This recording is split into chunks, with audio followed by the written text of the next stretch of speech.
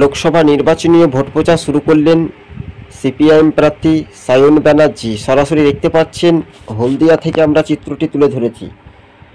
হলদিয়া একসময় বামেদের শক্ত ঘাঁটি ছিল। সমবায় নির্বাচনে হলদিয়াতে বামেদের বিপুল জয় হয়েছিল। এবার সেই ভোটের নিরপেক্ষ কতটা বজায় রাখে বিজেপির বিরুদ্ধে এবং তৃণমূলের বিরুদ্ধে লড়াইয়ের ডাক দিয়েছে সিপিআইএম কর্মী সমর্থকগণ। রাজপথে একেবারে লাল ঝান্ডার বিপুল বাজিমাত। সরাসরি সায়ন ব্যানার্জিকে সঙ্গে নিয়ে দলীয় কর্মীদের একেবারে ভিড় ছিল রীতিমতো চোখে পড়া উপচে পড়ার মতো। রাজ্য রাজনীতির বিষয়ে আরও এক ধাপে এগিয়ে গেল সিপিআইএম। বাড়ি বাড়ি ডোর টু ডোর নির্বাচনীয় ভোট প্রচার। একই সঙ্গে আমরা দুটি জায়গা চিত্রটি তুলে ধরব, একটি পূর্ব মেদিনীপুর জেলার তমলুক লোকসভা কেন্দ্রে এবং বর্ধমান দুর্গাপুরে। অর্থাৎ বর্ধমান দুর্গাপুরের দিকে যদি আমরা নজর দিয়ে তাহলে সুকৃতি ঘোষাল তিনিও প্রচার করছেন। এবার শুধু আমরা পূর্ব মেদিনীপুর জেলার তমলুক লোকসভা কেন্দ্র, প্রাক্তন অবসরপ্রাপ্ত হাইকোর্টের বিচারপতি, তিনি বিজেপির প্রতিদ্বন্দ্বিতা করছেন বিজেপির টিকিট থেকেই, কিন্তু এবার তাকে হারানোর টার্গেট নিয়েছে বাম যুব নেতা আইনজীবী সায়ন ব্যানার্জি। বাস্তবে এই রূপরেখা চিত্রগুলো দ্রুত গতিবেগে এগিয়ে যাওয়ার সম্ভাবনা বেশি রয়েছে বলে এমনটাই খবরের আপডেট কিন্তু পাওয়া যাচ্ছে। তবে হ্যাঁ, রাজনৈতিক মহলে সমস্ত রকমের সমস্ত জল্পনা কল্পনার অবসান ঘটিয়ে সিপিএমের যে নির্বাচনীয় প্রচার সেটা কিন্তু একেবারে কি লালে লাল। বামেদের একসময় স্লোগান ছিল সিঙ্গুর থেকে শালমণি ক্ষেতমজুরির কান্না শুনে। এবার সেই সিঙ্গুর, শালমণি, নন্দীগ্রাম, হলদিয়া, তমলুক একাধিক জায়গার যে চিত্রটা আমরা দেখতে পাচ্ছি সেখানে কিন্তু লাল ঝান্ডার বিশাল একটা শক্তি ক্রমশ, এই শক্তি ক্রমশ কতটা টানে নিয়ে আসতে পারবে বামপন্থীরা তার উপর নির্ভরশীল করবে। চরম কিন্তু হাড্ডাহাড্ডি লড়াই হতে পারে পূর্ব মেদিনীপুর জেলার তমলুক লোকসভা কেন্দ্রটি, খুবই গুরুত্বপূর্ণ। এবার নন্দীগ্রাম সহ সরাসরি যেভাবে মিছিল করছেন বামপন্থীরা দোকানে বাজারে মাঠে ঘাটে, একই সঙ্গে দেখা যাচ্ছে যে সায়ন ব্যানার্জি তিনি নির্বাচনীয় কিন্তু প্রচার কিন্তু তুঙ্গে শুরু করে দিয়েছেন। ভোটের ফলাফলের নিরিখে দেখা যাচ্ছে বা ভোটের শতাংশ দিক থেকে বামেরা অনেকটা এগিয়ে থাকবে, যা অসংখ্য মানুষজন কিন্তু সিপিআইএমের সঙ্গে দেখা যাচ্ছে। সাধারণ মানুষও পথ চলতেই ব্যবসায়িক, কিন্তু হলদিয়ার চিত্রটা একটু অন্য মতে ভিন্ন সুর হলেও সরাসরি কিন্তু তৃণমূলে যিনি প্রার্থী রয়েছেন দেব্যাংশু, এবার অনেক ভোটে তিনি হারবেন। দেব্যাংশু হারবেন বলতে কারণটা রয়েছে, দেব্যাংশুর দল আদতেও কিন্তু ভালো নয়।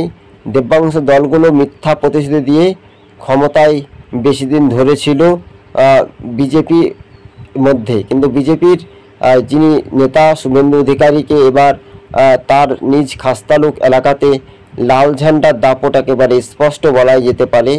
হাজার হাজার লাল সমর্থক কর্মীরা, সিপিএম কর্মী সমর্থকরা একেবারে দলীয় পতাকা ব্যানার নিয়ে তারা কিন্তু নির্বাচনীয় প্রচার শুরু করেছেন।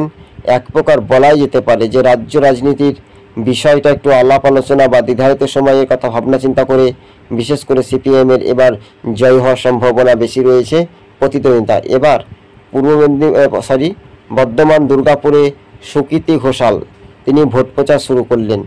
এই সুকৃতি ঘোষালের ভোট প্রচারে বিপুল একটা বাজিমাত দেখা যেতে পারে।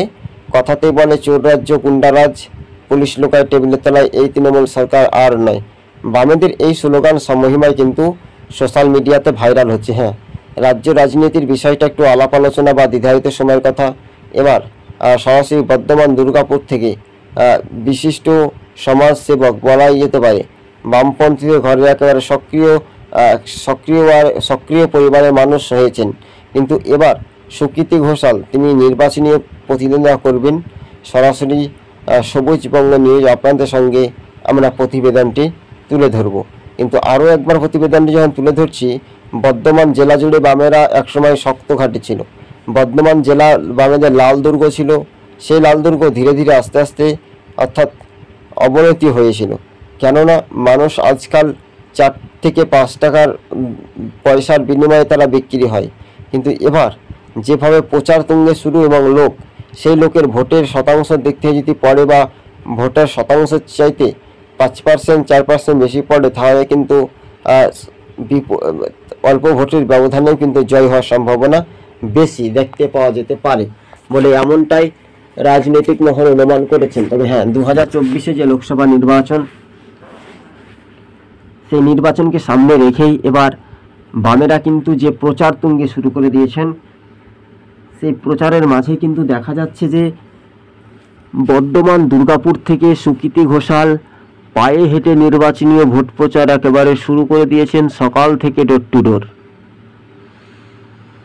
বামেদের স্লোগান ছিল যে সিঙ্গুরে টাটা কারখানা তৈরি করার যে পরিকল্পনা করেছিল বা স্যাংশন হয়েছিল, সেটা কিন্তু তৃণমূলের দুর্নীতির আড়ালে মানুষ বেকার যুবদের কাজ, পেটের ভাত তারা কেড়ে নেয় জোর করে, এটাও একটা স্পষ্ট ছিল। রাজনৈতিক মহলে সমস্ত রকমের সব জল্পনা কল্পনার অবসান ঘটিয়ে সেটাও একটা বাস্তবে দেখার একটা বিষয় ছিল বলে এমনটাই মনে করছেন রাজনৈতিক মহল। তবে হ্যাঁ, বর্ধমান দুর্গাপুর লোকসভা কেন্দ্রে এই সময় ভোট হলে কাদের শক্তির প্রভাব বেশি দেখা যেতে পারে? দেখাই যেতে পারে যে রাজনৈতিক মহলে একটা আলাপ আলোচনা বা নির্ধারিত সময়ের কথা ভাবনা চিন্তা করে বিভিন্ন পর্যালোচনা দেখা যাচ্ছে যে সরাসরি আপনারা জানেন যে রাজনৈতিক মহলগুলো বামেদের যে ভোট প্রচারে শুরু করছে, সেটা কিন্তু দ্রুত গতিবেগে এগিয়ে যাওয়ার একটা সম্ভাবনা বেশি বলে এমনটাই মনে করছেন রাজনৈতিক মহল।